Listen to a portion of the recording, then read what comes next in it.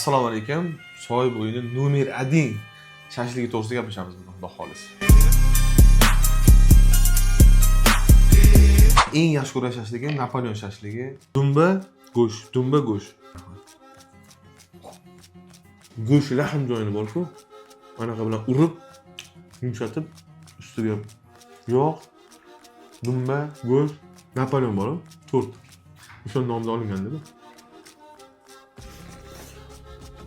Og'izda eryapti. Har doimgidek biz yaxshi ko'rgan sos.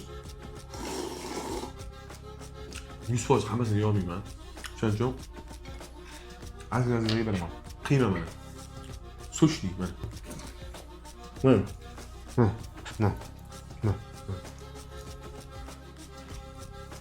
Go'shtlarimiz halol, ishonchli odamlardan olamiz. O'zimiz ota-onamizga, bolalarimizga mana o'zimiz yediramiz.